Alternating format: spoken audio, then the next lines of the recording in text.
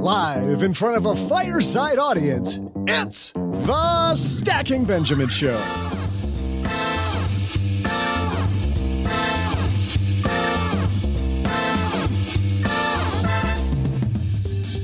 I'm Joe's mom's neighbor, Doug, and what does the word retirement mean to you?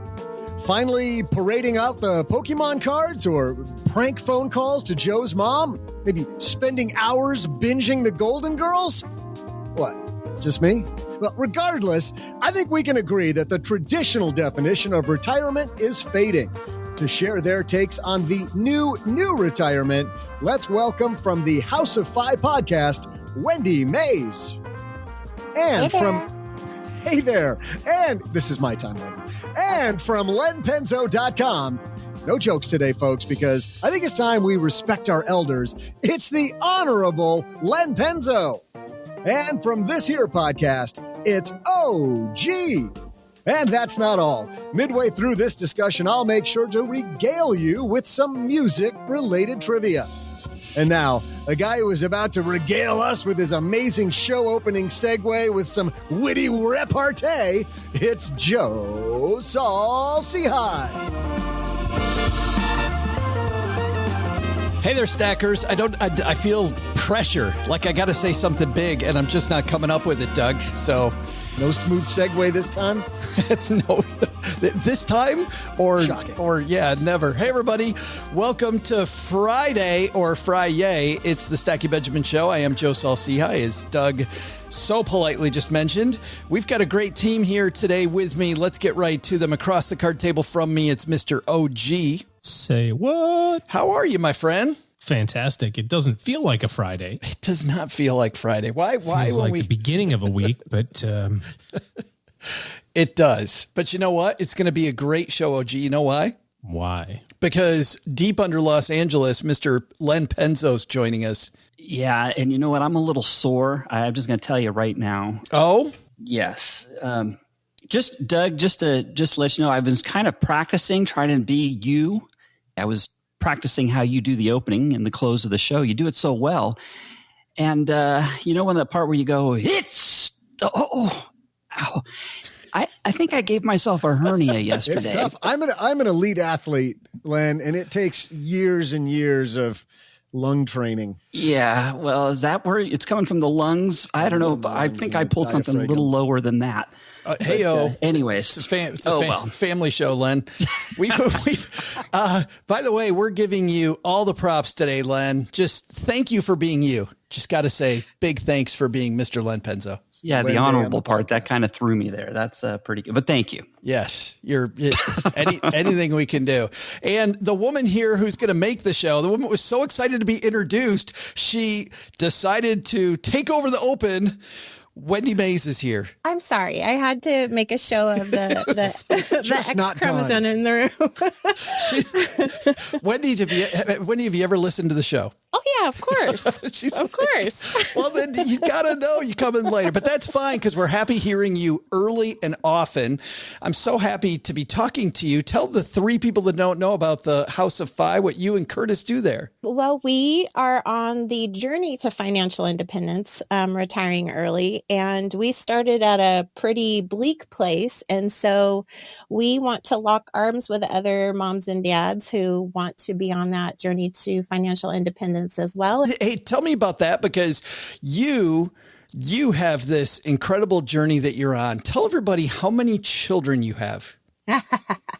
Well, we have 6 altogether. I'm currently visiting my oldest, my 25-year-old in Phoenix, hiding out in her closet. I'm hiding from all of the other children. My youngest is 7 and my oldest is 25. And so 6 kids. And how you got there is an awesome story for another day. But it is, yeah. I know you guys live a full life. You have a lot of fun. And I love following what you do at House of Fi. We're going to talk today retirement, and Wendy's on the journey. Len is crossing that milestone any second. OG's helped several hundred people retire. So let's get into it. Let's get this party started. At T-Mobile for Business, unconventional thinking means they see things differently so you can focus on building your stack. That's why they become the leader in 5G, #1 in customer satisfaction, and a partner who includes 5G in every plan. So you get it all. Unconventional thinking from T-Mobile for Business. Open Signal Awards, T-Mobile's America's fastest 5G network, USA. 5G user experience report, July 2021. Capable device required. Coverage not available in some areas. Some uses may require certain plan or feature. See T-Mobile.com for JD Power 2020 award information. Visit jdpower.com/awards.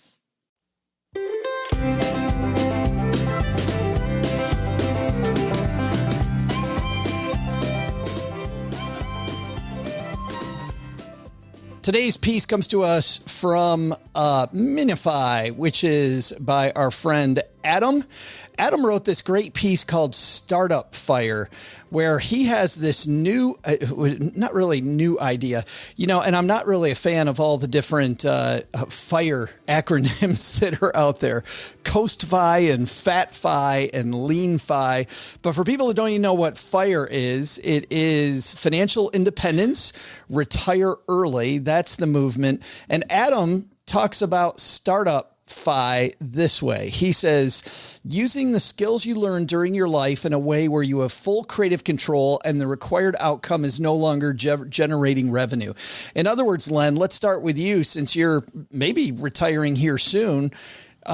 This idea of creativity and still doing lots of stuff resonate with you? Yeah. I mean, if you've got of course. I mean, if you've got skills and you can leverage them on your own terms, then why wouldn't you, right? I mean, if you're going to retire or, leave the corporate job and you don't want to do that and work for the man, by all means, yes, absolutely. Leverage yourself. Are you going to keep making money then after you, quote, retire? Well, yeah, that's part of my retirement. Yes, that's of course. Yeah, you will have some side income coming in. So this really absolutely does speak to you, because Adam works on projects here all the time, just to give people an idea of the piece that we're looking at that a lot of people in our audience can't see. We'll have a link, by the way, on our show notes page at stackingbenjamins.com. But when it comes to this, OG, do you find that this is more and more the case where people are continuing to work, bring in side income like Len's talking about? Well, I think even more recently with the Great Resignation, you're seeing that where people are just changing, from their full-time gig to their 3 part-time gigs or whatever it looks like, and focusing on the stuff that they want to do as opposed to kind of that 9-to-5 job, that we've been conditioned to recognize is not the thing that we want to do for the rest of our lives. Wendy, for you and Curtis, I know you guys have changed, I think, following you more to things that you enjoy doing and away from the things you don't. Yeah, more for me. Kurt will probably always work as a teacher. That's kind of his passion. But for me, absolutely. Though I would say that if I were on this journey maybe 15 years ago, it might look very, very different because we are creating and we're not relying on the income. I probably would have pushed myself, more to make an income out of this kind of phase in my life if I were younger. But because I just turned 50 and I have no problem with just sitting on the beach. Here.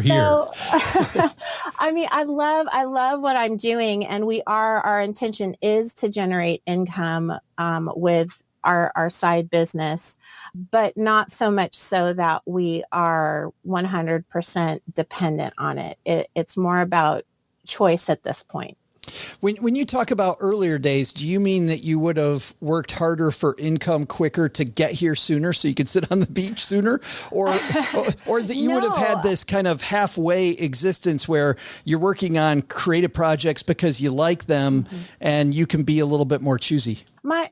I guess what I'm getting at is that my mindset 10 years ago versus my mindset now is very different. And a lot of that has to do with adopting the boys. so that, I was all about like the vision boards and self-help and improvement and building a business. And I was going to create this humongous law practice and have, associates who were going to be earning our income for us. But I just don't have it in me to do that anymore. And I don't want to do that anymore.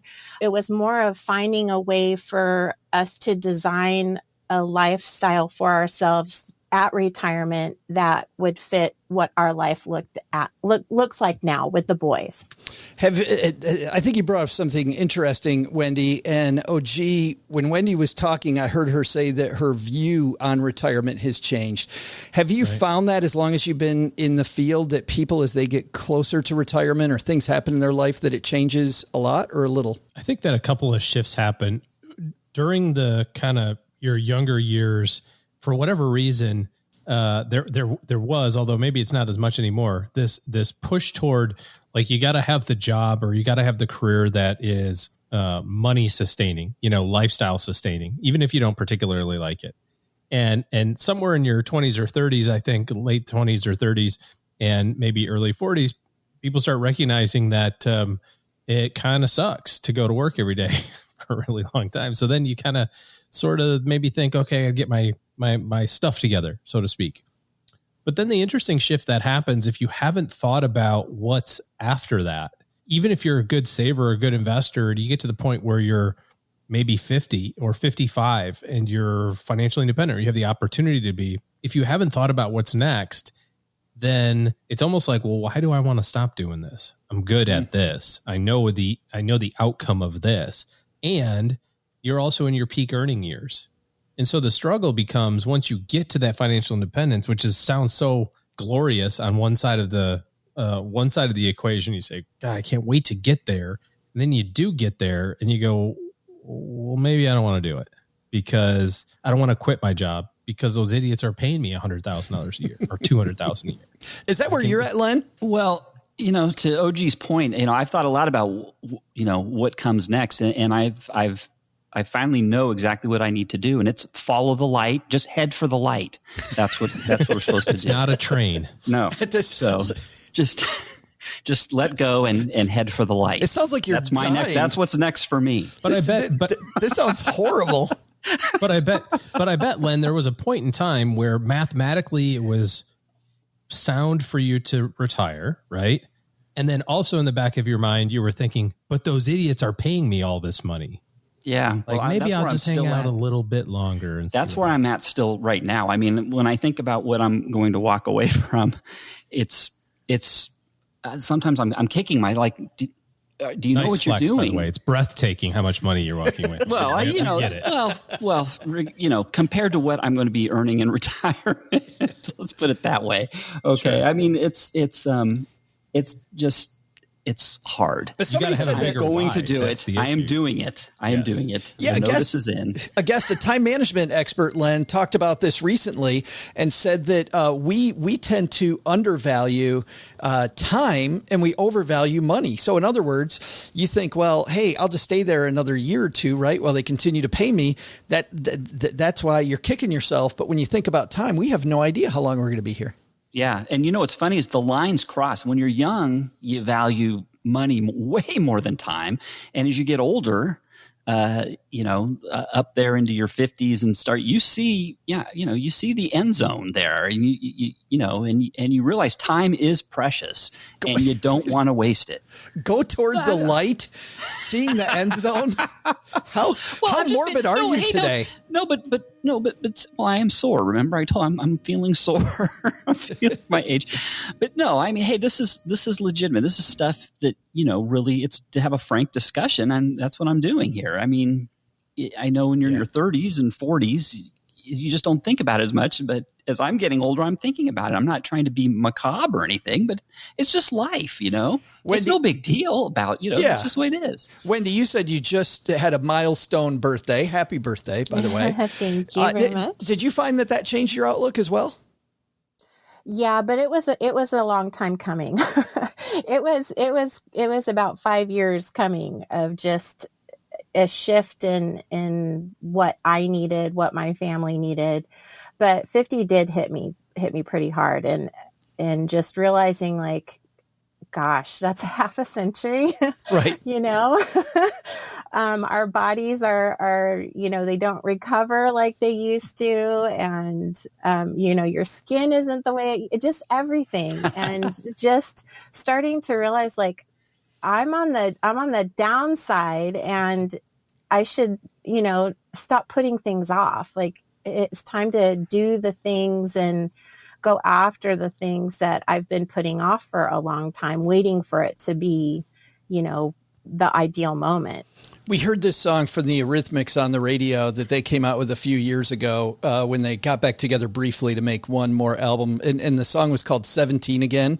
And Annie Lennox was singing, I Feel Like I'm 17 Again. And Cheryl turned to me and said, would you want to be 17 again? And I'm like, oh, hell no. I like where I'm at here. Wendy, I don't know about you. I like where I'm at too, but it's in my mind. I feel the best in a lot of ways than I have in my whole entire life. I feel like our marriage is in the best place it's ever been. My relationship with my kids is the best it's ever been. I love where we live. I love where we are financially.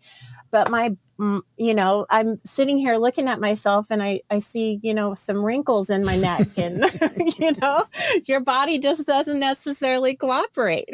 But I've also found different than when I was 30 or some of the people in the FIRE movement who are in their 30s.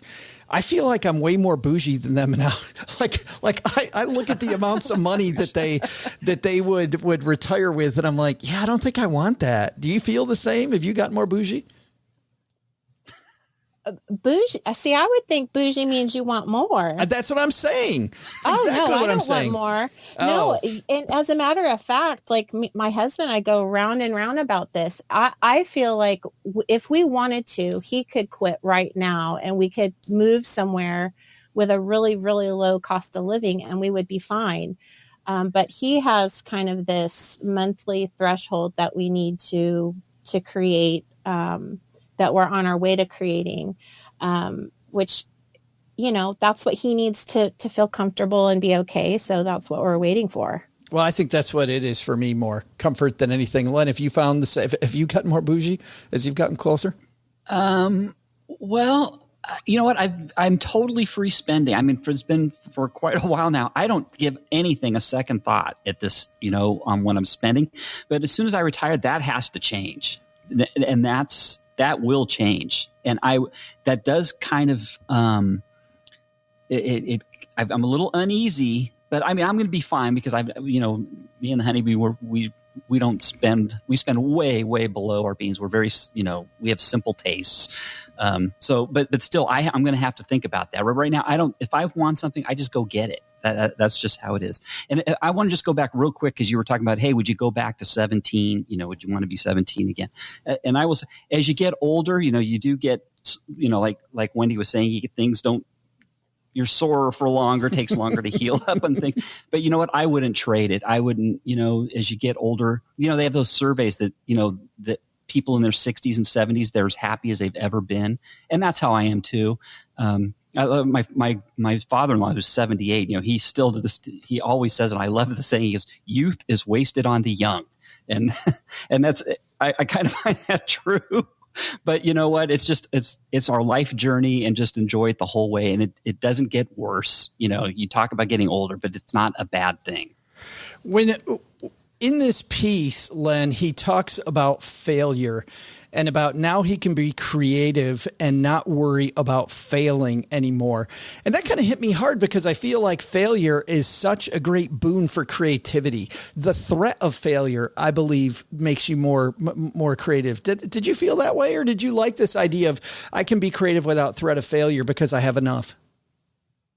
Well, yeah, it's always easier to know there weren't going to be any repercussions. But, you know, as an engineer, and I've done this in research and development, I mean, failure is part of the game. And yes, actually, you learn more from failure than not. So when you're young, you should not be afraid of failure. And that was one of my problems when I was younger, too, is I was afraid of failing in just doing things wrong in life in general. But I was also afraid of failing in my investments. And that was, that held me back too. I didn't invest as I probably should have. I should have taken more risks younger in life. Because I was afraid of failing there. And again, when you're young, the beauty of being young is you can make mistakes and you have the time to recover. So, relish that and take advantage of it. Wendy hanging out with us on Fireside says 50 is so young. I agree with that, OG. I mean, listening to Wendy and Len and the way that they've changed over their life, I feel like when we talk about planning for flexibility is going to be so important. I'm not sure that I agree with the statement that 50 is young. Easy, man. Easy. All you old people. Hold on there. My aching joints and my bones hurt so bad and my throat hurts from whatever you were doing. And, it's like, although I will agree, I am physically more tired than I would be, based on some activities. But what was your question? Planning for sponsored by ibuprofen. Where are we going with this? This is the AARP podcast. Tylenol. Have you had your Tylenol lately today? 500 milligrams a day keeps the doctor away. Tylenol. Oh, man. Where all the aches and pains go bye-bye. Planning on flexibility. Yeah. And not flexibility like aches and pains flexibility, that things are going to change. Although that would help if you did some stretching. That your mood is going to change. Like that comedian where he said he had to just do his ankle stretches because his ankle wore out. It's like now I have to just do ankle stretches every day because it's wore out. That's all you got to do. It's a whole workout just to get out of bed. Yeah. I mean, I think that a couple of things that I've heard being talked about here, I think is really the most important stuff. And if nothing else has been a lesson over the last, 2 years or so, it's that, tomorrow isn't promised to everybody. And we would say that quite flippantly 2 years ago, but now we know, we've had some recent examples of that with all the health stuff going on. And you're talking about time and money and the relationship between those things, and Len talking about taking risks and flexibility and all that sort of stuff. I mean, I think that there's more time than we give ourselves credit for. The old adage of you can get more done over the next decade than you think, but way less than you think you can get done over the next year. But also there's no time like the present. If you're thinking about being financially independent, or you're thinking about walking away from something, I think the best course of action is do it and see what happens, especially now. I mean, everybody's clamoring for workers, right? So you've got a good opportunity to find a job if you really want one later, maybe even for more money. And like Len said, I'll take a little issue with his timing, saying, hey, well, I wish I would have taken risks when I was younger. The reality is that there's a really good chance that you'll see 100, and if you're 50 right now, while you might feel like you're kind of on the more yesterdays than tomorrows side of the equation, I think you still have to invest that way. You still have to think about, investing for the long term and generational investments and that sort of thing, because there is a good chance that you'll see 90 or 100. And if you've got a 50-year time horizon, what would you do? If you had a 5-year time horizon, what would you do? And if you can answer those questions, and one's different than the other, I think you gotta make a decision. Len, how are you feeling during this? Do you need a chair? You need back massage? Need some help with something? Biofreeze. Yeah. Some icy hot would be really good right now. I don't know if you know this, Len. The reason we're being so nice to you is because today is it's the International Day of Older Persons. We found out. So we just... Oh, perfect. As a guy who's a year older than me, I thought that this is clearly your day and not mine. Yes. So as long as Thanks, you're feeling... Joe. It's wonderful. It's wonderful. I'm just... is somebody going to give me the free early bird dinner at Denny's? If I get a certificate for that? It's so great. I think that'll round out the first part of this discussion. Coming up right after our trivia, the second half, which is tactically now that we've defined the issues, tactically, what are our best ideas for planning for after work? Hey, at this point in the show, this is where we have our trivia battle, and our three normal contributors to the show, Len, OG, and Paula, who has the week off. So, Wendy, you're playing on behalf of Paula. They are on this year-long competition. So, Wendy, do you want the good news or the bad news? Give me the bad news first. So, well, the bad news is you are tied for last.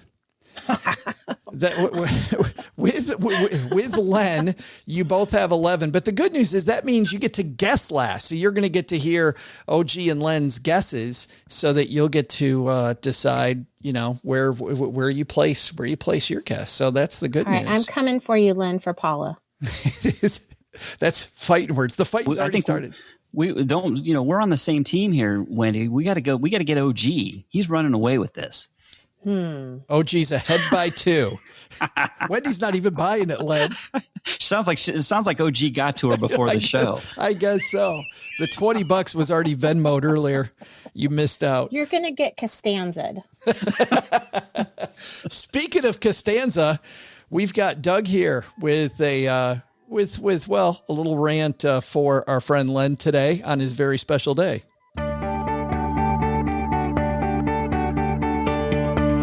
Stackers, I'm Joe's mom's neighbor, Doug, and as you now know, today is a very special day for a select older person on this panel. Wait, I think older is a correct word, but is it okay in 2021 to call Len a person? I think that's one of those things we're not supposed to say anymore. Maybe able-bodied biped, or maybe currently able-bodied biped is more accurate, or hopefully able-bodied for a long-time biped. Whatever. Like the honeybee always says, use it while you got it, Len, because who knows how long it'll last. But before all that, because Len, today is for you, buddy, I can't wait for you to share all your wisdom with us. Like, can you tell us about the time the wheel was invented? That'd be a great story. Or like, how many Sweet and Low packets should I have in my kitchen drawer? I know you guys stock up on those things when you get older. Could you tell us about the time you invented fire to cook your woolly mammoth? I mean, the knowledge you can pass on is endless. Wait. Is woolly mammoth a euphemism? Just let your mind wander. There's so much we can learn from Len, Joe, but in the interest of time, let's get to today's trivia. Speaking of outdated things that no longer have a use in today's society, wow, the CD... That got hot. Oh, my God. The CD player was introduced on this date in 1982, but what year did the first CD hit 1 million in sales? I'll be back with your answer faster than you can rewind the tape in your sweet new Walkman. All right. There, you've got it. I remember having one of the first Discmen. Len, did you have one of those? Yes, I did. And you're walking down the street and that thing's skipping every... Oh, my God. It's terrible. It reminds me, my buddy had one of the first car CD players, and it was the same thing. every turn, the CD skipped. It was hilarious. It seemed like a great idea at the time. All right. Now that you got your dose of old people stories there, Wendy's going last. Len, you're going second, which means, OG, you are up, my friend. The first CD that hit 1 million in sales, what year CD player announced or created in 1982? So CD player 1982, and they probably started coming out with CDs in like 97.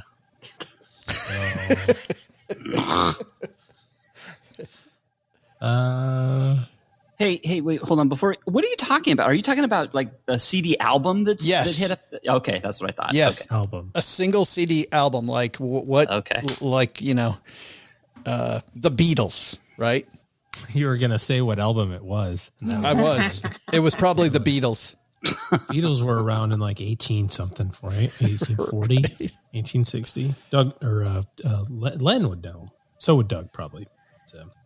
I'm going to say the first album that was on a CD to reach 1 million was 1986, and it sounds a lot like Michael Jackson. I don't know.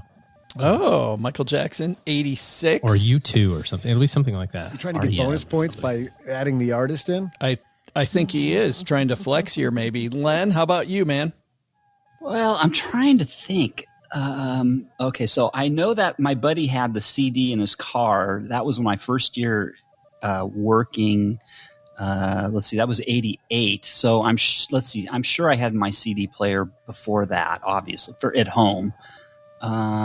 Yes, I did. Wait, did I? Oh, I can't remember.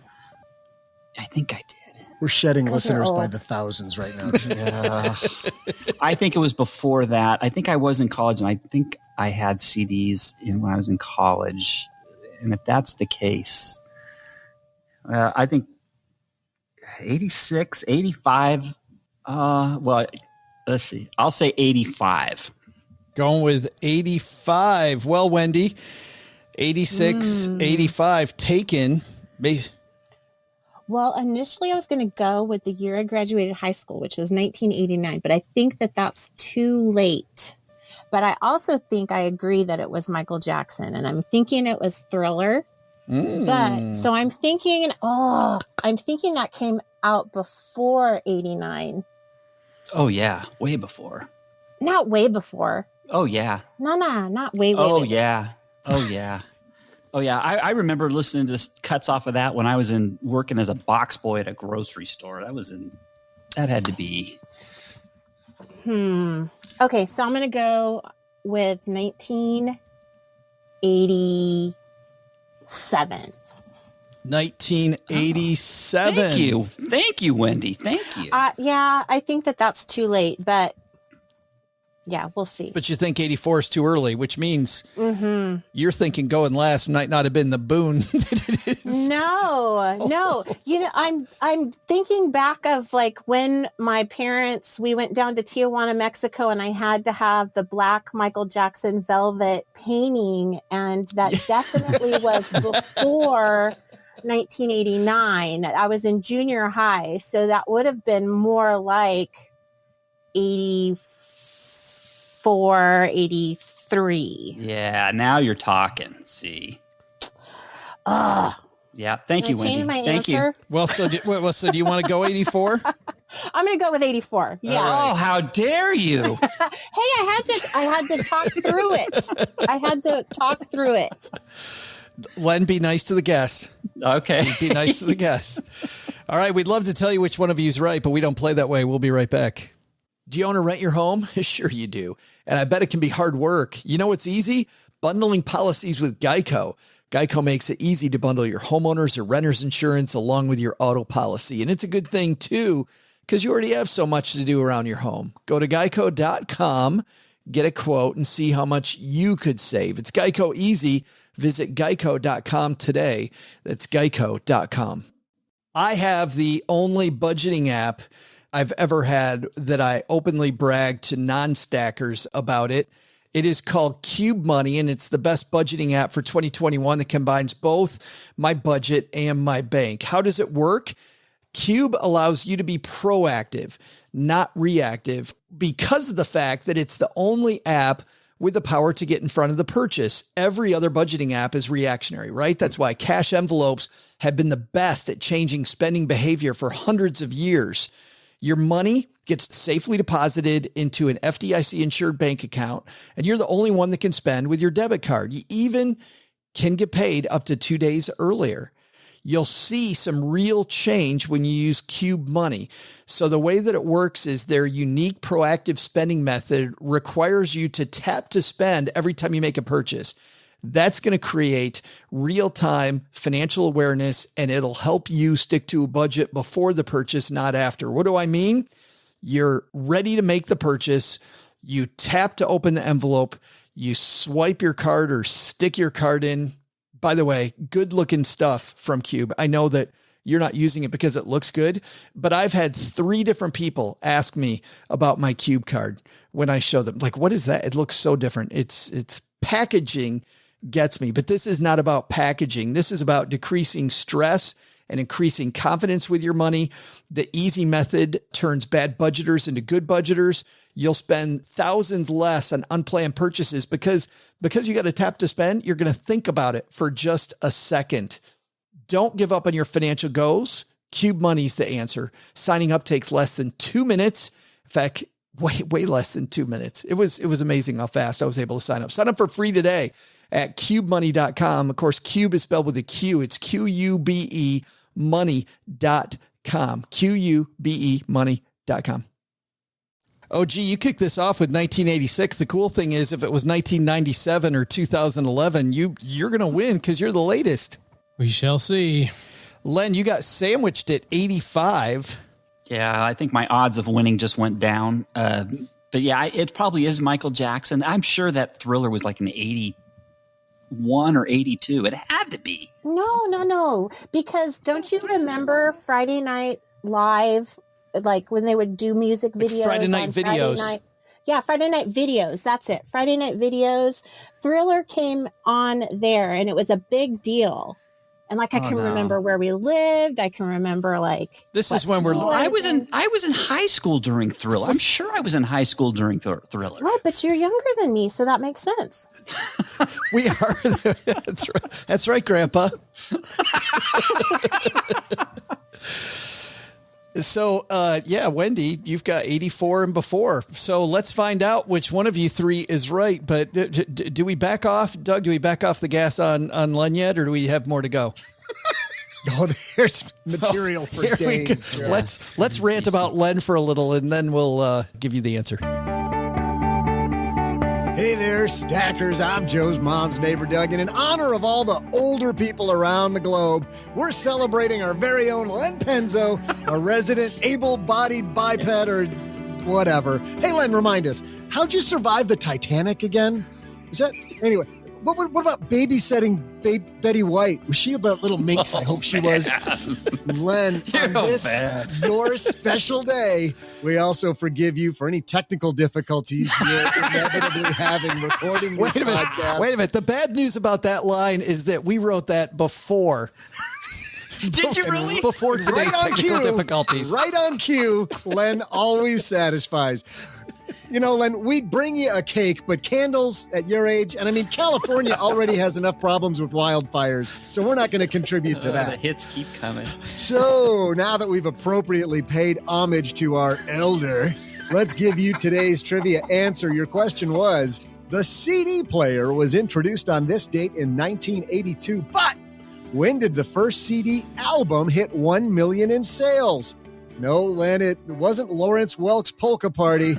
The first artist to sell 1 million copies on CD was a little band by the name of Dire Straits, writing on the back of their hit controversial song. Enough. It's my time. This is my time. Hey, Wendy set the precedent. Writing on the back of their hit controversial song, Money for Nothing. It was their album, Brothers in Arms. Oh, crap. That broke the milestone in the year 1985. The old man wins it. Oh, yes. Are you serious? Len Penzo is our winner. Should I say it louder, Len? Say it again, but I thought Brothers in Arms was like in the late 80s, but I'll take 1985, and by the way, Thriller was released on November 30th, 1982. Wow. Yeah. Wait, November 30th? November 30th, Oh, then I wasn't in high school, but okay, but close enough. Well, Dire Straits was on Friday Night Videos too, so. Yeah. But selling a million CDs, so Thriller, I would think, Wendy, Thriller outsold Brothers in Arms. I'm sure it outsold Brothers in Arms, but the CD was the difference there. Yes. That makes no sense, though. You'd think Thriller would have. 66 million copies was Thriller. Of Thriller, yeah. Wow. Ton of stuff. Len, creeping back into it, man. Len now has 12, OG 13. Wendy, no big deal because Paul is usually in the basement in this game. So no harm, no foul as she stays at 11. And into the second half of today's discussion, this half of the show, are tactics for getting where you want after leaving your job, brought to you by Magnify Money. Wendy, you know what happens when you go to stackingbenjamins.com/Magnify Money? No. Doug, do you know what happens when you go to stackingbenjamins.com/magnify money? You get helpful tips on a do-it-yourself colonoscopy? None of the above. Two swings and misses. No, you find out that those brick and mortar bank products you've been using every day, maybe not best in class, where Magnify Money has over 92% of all the stuff rated head to head. Very logically, stackingbenjamins.com/magnify money, whether it's your checking account, savings account, whatever it might be, it's all there in one spot. Here in the second half of the discussion, we started off talking about what do you do after you leave your job? What does retirement look like? How do you plan for it? Let's talk about some best practices. Wendy, as you think about life after work, kids are now gone. It's just you and Kurt. How are you planning for that? How have things changed for you? Well, as I said a little bit ago, I have no problem just sitting on the beach. So, so I plan to do a lot of reading, but I also have lots of things that keep me busy. I've got, the YouTube channel, and I write. And I think that that's just part of my nature, is wanting to help people. So I don't ever think that I will stop doing those sorts of things. It may not be the podcast or the YouTube or whatever, but I think I have a need to be involved with other people and helping them and empathizing with them and all of that. So whatever it is I do, it will be kind of in that vein. But I think the key is you spend a lot of time, though, thinking about what you want, where I feel like most people start with their investments. You're starting specifically with the goal. Yeah, we've kind of done that from the very beginning. It is we reverse engineered kind of, this is what we want. What do we need to do to get there? How do we make that happen? So every part of our journey these past 3 or 4 years has been with that in mind. OG, people getting ready to turn that corner and thinking about what they're doing after retirement, your best tactical advice to start wherever you're at now? I think you have to define what exactly it is. When you're thinking about financial independence or you're thinking about retirement, you've got to set your sights on what exactly do I need income wise to be able to pull that off. And there's a minimum threshold. Wendy, you were talking about how that you guys have that kind of minimum number in mind before you'd be open to exploring, other things. But remember, that number isn't it's not your top line income, because with your top line income, you pay taxes and you have debt payments and you have, savings that you take out of that. So your living expenses are often quite a lot lower. And if you know what that looks like, then you can start making decisions about what in that lifestyle expense number is something that's going to continue into my financial independence time. Len was talking about this, that he spends willy-nilly right now, but will have to really buckle down. My advice to Len would be, hey, start living that life now. If you're concerned about it, live the life that you think you're going to live in 6 weeks from now or 6 months from now today. So the first thing I would do is get a sense of what that lifestyle expense number looks like, because when you have that, then you have an idea of how much money you need to get, or from that you can get an idea of how much money you need to accumulate in order to be financially independent. What about outside income streams? Wendy, are you thinking about other income streams once you and Kurt quote retire? Oh, 100%. Our situation, we're not going the traditional FIRE route where we are saving 25 times our annual expenses. We're creating monthly income. So because we started this much later in life, and this kind of goes into, our message for people who are maybe finding this movement later in life, is that you might need to think outside the box because you have less time to save that money. So for us, it is about creating income streams. So I love that idea. We've got rental properties that are going to give us, X dollar amount. We've got Kurt will get a small pension at 55, which is going to give us another part of that dollar amount. And then now we're building these businesses that will then hopefully give us the remainder of that dollar amount. So even though we are investing for retirement and we're doing it at a pretty good percentage rate, we don't ever intend to use that to actually live on. And when I forget who said it, but talking about generational investments. That's in the forefront of our mind. We're trying to change our family tree here and leave something for our kids. So by creating this monthly income through either passive income or business income, other income for our retirement, we're able to kind of, keep this other egg for our kids.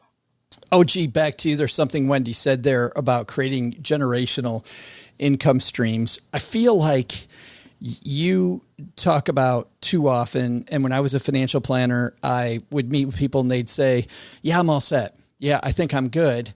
But I never felt like they were thinking beyond their own goals. Wendy's already thinking about not just what she wants, and she's not there yet, but thinking about like legacy planning. I think that becomes a lot more powerful.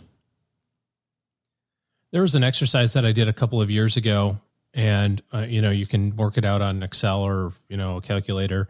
But I thought, okay, I have 3 kids, and I would hope that each one of my 3 kids would have 3 kids, which would be 9 grandchildren. And then I thought those 9 grandchildren would have 3 kids, so there'd be 27 great grandchildren.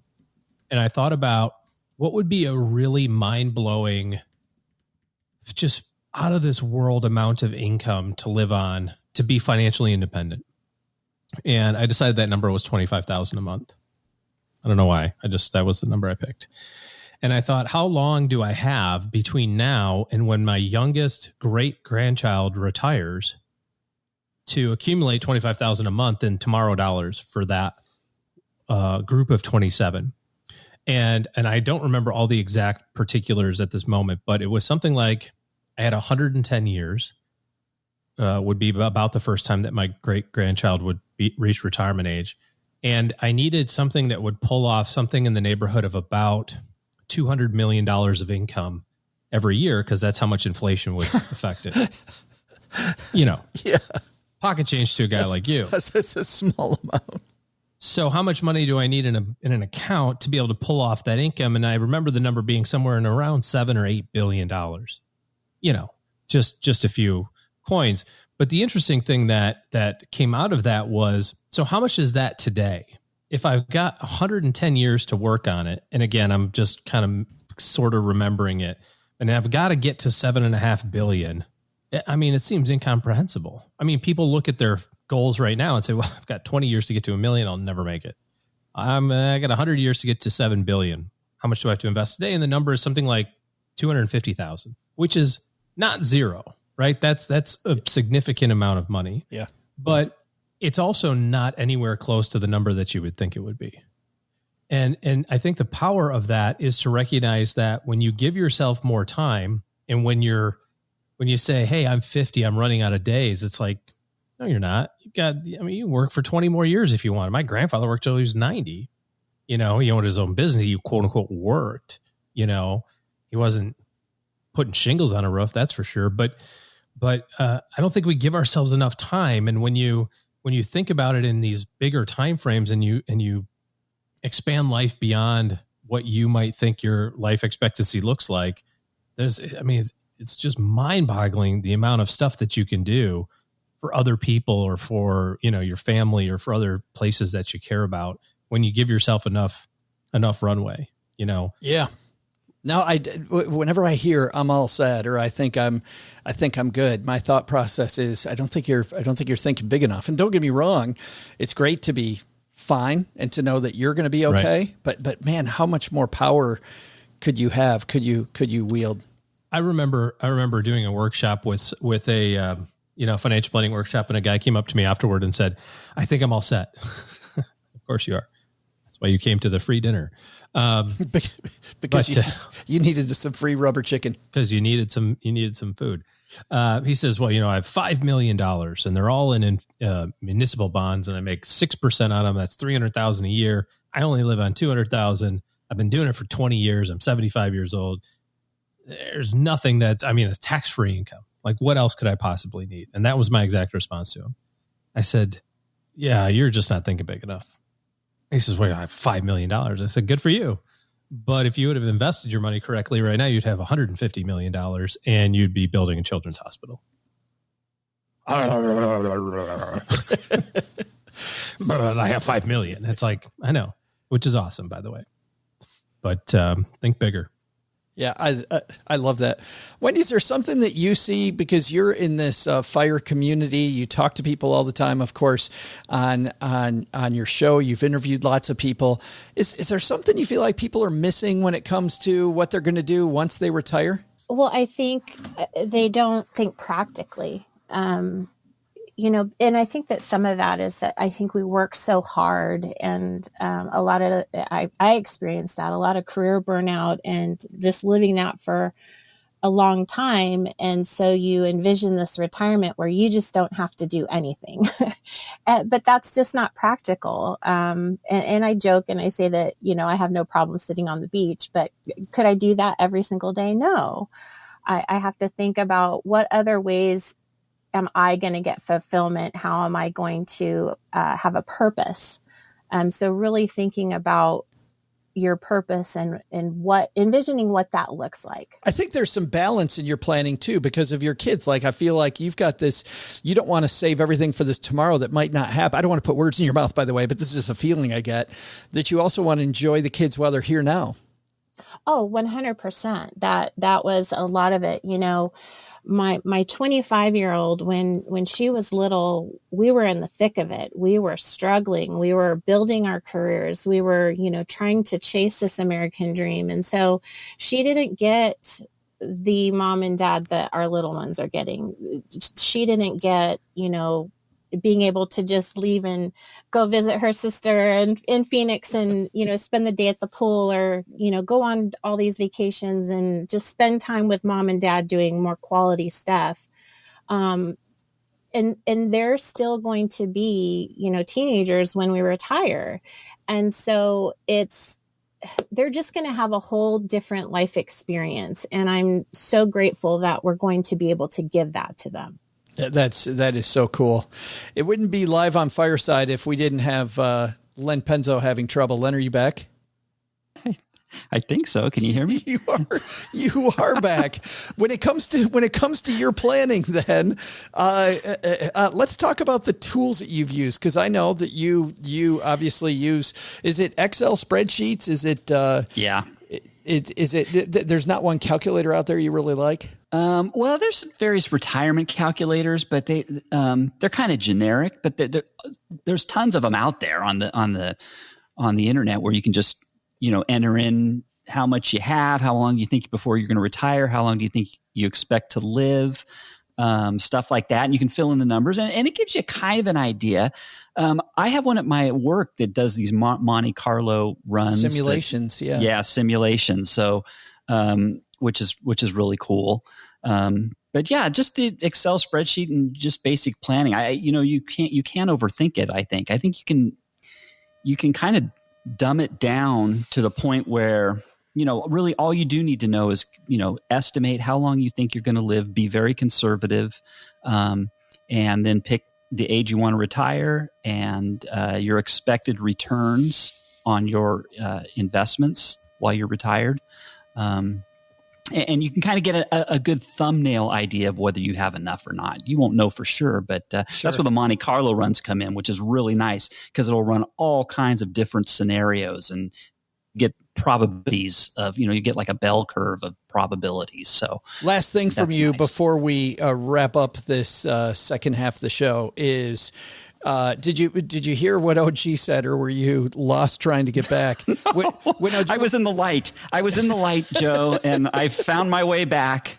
I found the dark hole there, and I'm back.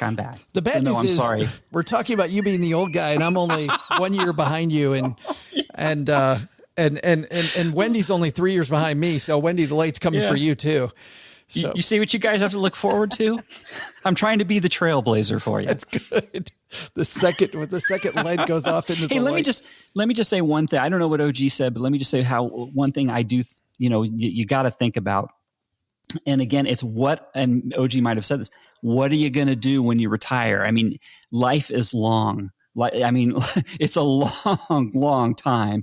And you really need to, you might think you know what you're going to do, but you really got to have it planned out. What you really, I mean, sure, lay on the beach and play golf. That's great for a year or two, but you're going to get tired of that. So you got to have things lined up. So I have a few things. I have, I want to improve my blog. But I also have two other very interesting. I have a business idea that I want to pursue. And I'll talk about that in coming shows down the road. But first I got to get it going. And then the other thing is I actually want to try. I know somebody who works in a cannery or who cans and makes, orange juice and puts things like that. And I kind of want to try my hand at, I have a couple recipes, and I'm thinking about venturing off and trying canning some recipes and selling them. So we'll see.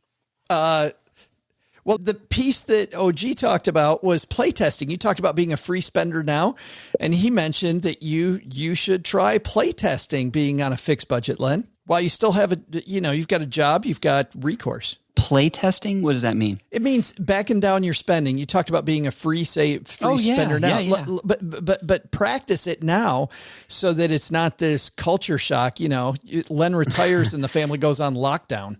Yeah, that's probably a good idea. We've kind of done that. And, I've talked about that in the past where we have these little drills of layoff drills, I used to call them, where, would say, hey, if I'm going to get laid off and our income's going to drop to this level, what are we going to be spending on, So, but playtesting, I guess, is really putting the pedal to the metal and not really making it. So, yeah, that's a good idea. Yeah, we talk about doing that too during retirement or take these mini retirements instead of saving it all up for later as well. Hey, that's going to do it for today, everybody. Let's find out what is happening where all of you are. OG, we'll start with you. Any big plans this weekend? Kicking off October? None. Isn't that fabulous? That's hanging out. Fabulous. Yep. Love nothing weekend planned. Love that kind of weekend. Mr. Penzo, what's going on at lenpenzo.com? Well, it's a good one for all of you people that get trick or treaters. This what we have is the 10, and I polled my kids. Now this is an old article. This is from when my kids were 10 and 11 years old. But I polled them what was their favorite Halloween treats, and so I've got their top 10 Halloween treats. So if you're going to give out goodies this Halloween, you got to come by lenpenzo.com. Make sure you're giving out the right stuff. Yeah, don't give out any of that horrible candy. But the full size makes it all better. No matter what the candy is, yes. You hand out the full size and everyone's happy. I remember neighbors we had close by that just for people on the street, those kids would get the full size because they were the neighborhood kids. That was fantastic. Yeah, we have neighbors in our block too. They give the big to the local kids, the real neighborhood kids. Just to make you look bad? Ones. Yeah, exactly. But those giant bars, oh my God. Oh, the giant bars. The giant bars. Yeah, the dude's a dentist, isn't he? He's something like that, yeah. Yeah. Wendy Mays, thanks for hanging out with us. Oh, so much fun. I'm so glad I got to hang out. I'm so glad you did too. And on Len's special day, you got to be here for it. What's happening at House of Fi lately? We're just trying to, keep our videos out every single week. And that's really about it. We just got monetized on our channel. So that was a big milestone. Saw that. Super excited about that. Yeah. Yes. Well, the videos are so good. And it looks like you guys have so much fun making them. I tell you, man, I have a face for audio. So better you two than me. It's more manageable. Doing an hour long podcast, it was just a lot. It was a lot for me to do. I have no idea what you're talking about, Wendy. It's just much more manageable. And it's weird. I just feel like I have a more connection. I know I'm not looking at anybody, but I feel like I am. I don't know. It feels like you're talking directly to me. And by the way, we'll link to your YouTube channel on our show notes page at stackingbenjamins.com. All right. That's going to do it for today, everybody. Doug, you've got it from here, man. What should we have learned today? I'll tell everybody what they should have learned today, Joe. First, forget traditional definitions for retirement, or maybe the semantics altogether. Retirement is just a transition from working for someone else to using those same skills however you want in a way that you choose. No matter your goal, go get it, Stacker. Second, it might be a good idea to test your retirement budget by implementing it while you're still employed. But the big lesson? Turns out, when I called Len, our resident elder, Joe's mom took issue with that, and now she's making me sit down for some prunes and tapioca while I listen to her whole life story. Speaking of the Titanic, I'm going down.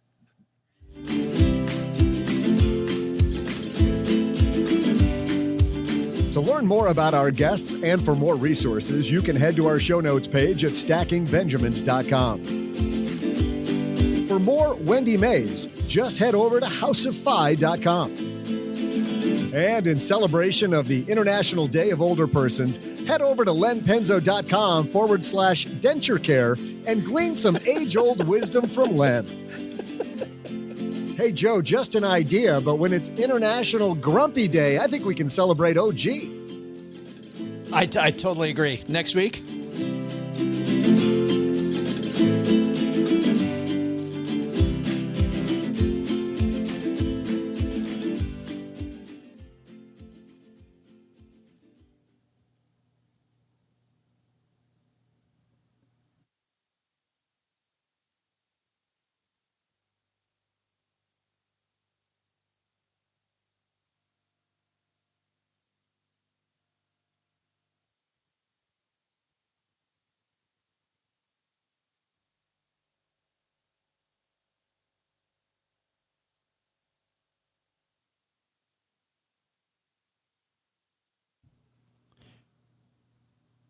Welcome to the after show.